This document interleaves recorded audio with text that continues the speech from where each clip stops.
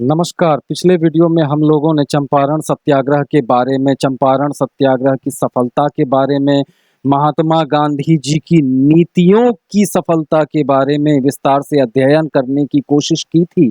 आज उसी चर्चा को आगे बढ़ाते हुए हम लोग अहमदाबाद मिल मजदूर आंदोलन की बात करेंगे, जिसको अहमदाबाद के सूती कपड़े के एक मिल के मजदूरों ने मिलकर शुरू किया था और चलाया था, प्लेग बोनस बंद किए जाने के विरोध में। आइए एक एक करके उन सभी पहलुओं पर चर्चा करें, उन सभी पहलुओं को समझने का प्रयास करें, उन सभी पहलुओं पर प्रकाश डालने का प्रयास करें जो प्रत्यक्ष या अप्रत्यक्ष रूप से इस आंदोलन से संबंधित हैं। उससे पहले यह समझना पड़ेगा कि आखिर किन परिस्थितियों में इस आंदोलन का जन्म हुआ, किन परिस्थितियों में मजदूर इस आंदोलन को करने के लिए बाध्य हुए। आइए उन सभी बातों पर एक एक करके स्पष्ट तरीके से प्रकाश डालने का प्रयास करें। सबसे पहले बात शुरू होती है 1918 के पहले की परिस्थितियों से। 1918 में प्लेग अहमदाबाद में 1918 में प्लेग अपनी चरम अवस्था पर पहुंच चुका था। पहली बात। दूसरी बात, 1914 से आरंभ होकर 1918 तक प्रथम विश्व युद्ध का काल था। प्रथम विश्व युद्ध के कारण देशव्यापी महंगाई उत्पन्न हो चुकी थी और प्लेग के कारण अहमदाबाद के लोग समस्याग्रस्त हो चुके थे। तो इन सभी बातों के मध्य मजदूरों से काम करवाने के लिए और मजदूरों की समस्याओं को कम करने के उद्देश्य से अहमदाबाद के सूती कपड़े के एक मिल में मालिक ने उनको प्लेग बोनस देना आरंभ कर दिया। प्लेग बोनस 1918 में प्लेग समाप्त हो चुका था 1918 के बाद, लेकिन इन मजदूरों की समस्या के दो हिस्से थे। पहला हिस्सा प्लेग था, जिसके कारण आंतरिक रूप से मजदूर हिले हुए थे।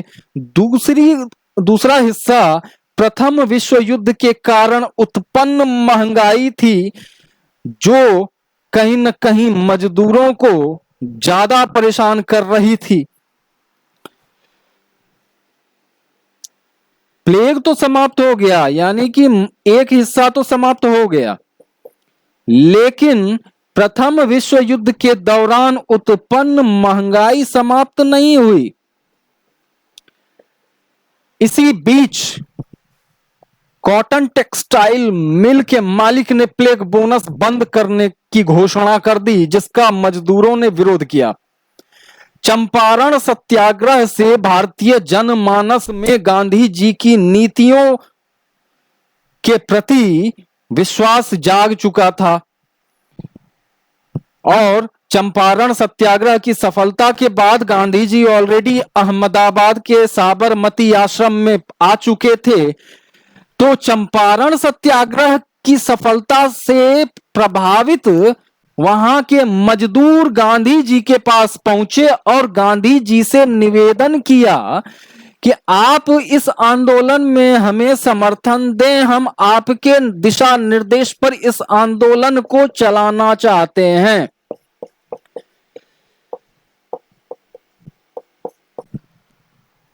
मजदूर को मिल मालिक 35% प्लेग बोनस दे रहे थे प्लेग के दौरान और प्रथम विश्व युद्ध के दौरान। अचानक से जब प्लेग बोनस बंद करने की घोषणा की गई और इस आंदोलन का बीजारोपण मजदूरों के द्वारा किया गया, उसी आलोक में गांधी जी ने कहा कि हम 35% प्लेग बोनस की ही मांग करेंगे, हम ज्यादा की मांग नहीं करेंगे। ये उनके सिद्धांत का एक हिस्सा था। दूसरी बात, गांधी जी ऐसा मानकर चल रहे थे कि यदि हम अंग्रेजों को समर्थन देंगे तो कहीं ना कहीं अंग्रेज अंग्रेजों का दिल पिघलेगा और अंग्रेज हमें परेशान करना कम कर देंगे। ये गांधी जी की सोच थी।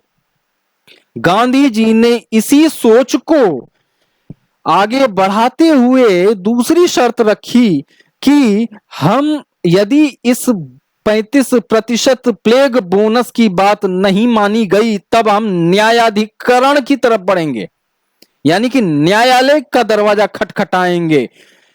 यह अंग्रेजी व्यवस्था जो कि भारत में विद्यमान थी के प्रति गांधी जी का विश्वास था कि हम अंग्रेजी व्यवस्था का ही अनुसरण करेंगे, उससे बाहर नहीं जाएंगे। यह गांधी जी की सोच थी। जैसा कि हम लोग पहले भी जानते हैं कि जब 1915 में गांधी जी भारत पहुंचे थे और प्रथम विश्व युद्ध का वह प्रारंभिक दौर था, उस समय गांधी जी ने भारतीयों को सेना में भर्ती होने के लिए प्रोत्साहित किया था और इसी प्रोत्साहन और इसी प्रयास को देखते हुए भारतीय जनमानस ने उनको पहली उपाधि दी थी, वह थी भर्ती कराने वाला सार्जेंट। तो गांधी जी कहीं ना कहीं यही सोचकर चल रहे थे। हालांकि गांधी जी की यह सोच जलियांवाला बाग हत्याकांड के बाद बदल गई। जलियांवाला बाग हत्याकांड के बाद यह सोच गांधी जी की बदल गई और वह अंग्रेजों के प्रत्यक्ष विरोध में खड़े हो गए।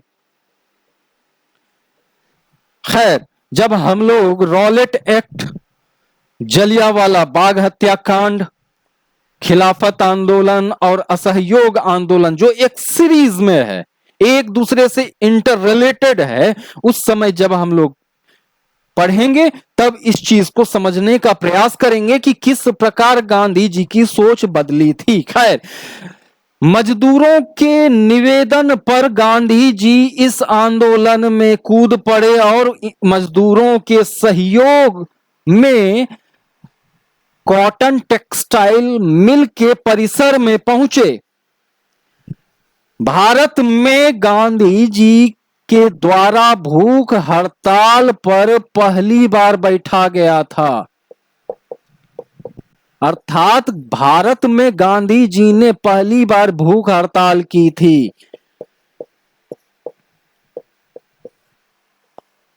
खैर, गांधी जी पहुंचे परिसर में, वहां पर भूख हड़ताल पर बैठे और वहां पर जैसा कि हम लोग पहले बात कर चुके हैं कि वहां पर मिल मालिक के समक्ष दो शर्तें रखी कि पहली शर्त थी कि या तो हमें 35% प्लेग बोनस दे दीजिए आप, अन्यथा हम लोग न्यायालय का दरवाजा खटखटाएंगे।